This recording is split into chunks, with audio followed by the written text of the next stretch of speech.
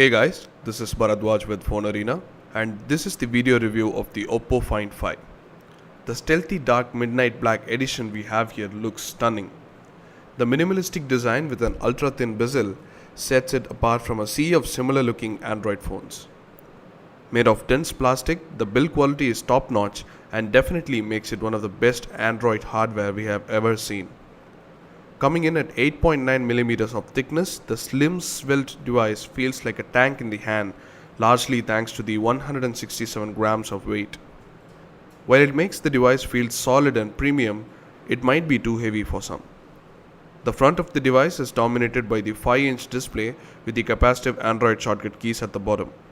Above the display resides the 1.9MP front-facing camera with the earpiece, the usual pair of sensors, and the notification LED. Over at the top, you have the 3.5mm audio jack, and at the bottom sits the micro USB port and the primary microphone. The micro SIM card tray and the power button are present on the left side of the phone, while the volume rocker is on the right.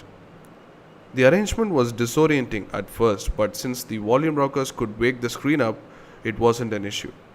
Over at the back, you have the 13MP camera housed in a metallic strip along with the dual LED flash and the secondary noise cancelling microphone.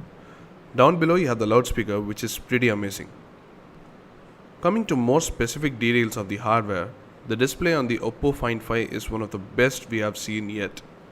The 5-inch Full HD 1080p screen touts what Oppo calls the OGS technology, which makes the brilliantly dense 441 ppi display shine in every viewing angle possible.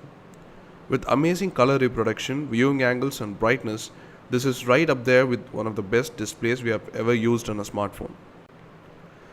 The camera on the Oppo Find 5 is a 13MP stacked CMOS sensor made by Sony, which is called the Exmor RS. It has a fast f2.2 aperture lens along with it. This, along with all the imaging software trickery, results in great performance. The stills are clear and perfectly balanced in daylight, while it slightly struggles in low light. Based on what we have seen with our camera samples, we were left really impressed with the camera. The HDR mode takes it up a notch by producing stunningly detailed pictures with great saturation and dynamic range. Full HD video recording, however, was pretty underwhelming due to the inconsistencies in audio and overall video quality. There is a 120fps slow motion mode which was quite novel, while the HDR video mode provided not many advantages in either dynamic range or quality. The camera UI is neat and functional with quick toggles in the right places and easy overall navigation. Long pressing the shutter enables burst images, and even volume rockers help in the usage as a hardware shutter button. The 1.9MP front-facing camera is great for video calls with its wide-angle lens, and the image quality was good too. The internals are powered by the Qualcomm Snapdragon S4 Pro APQ8064 chipset.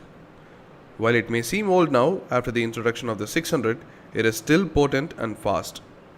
The 1080p display might be too much for it to handle, but it chugs along fine with smooth performance almost all the times except for some occasional lags and stutter.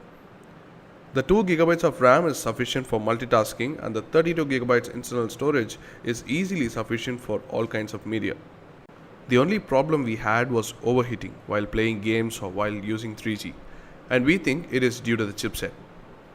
Powered by two different audio technologies like Dolby and DirectHD, the Oppo Find 5 makes its mark as one of the finest music listening experiences on a smartphone.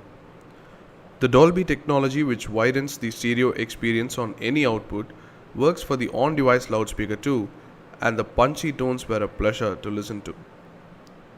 DirectHD, on the other hand, is a tailored experience combining both hardware and software.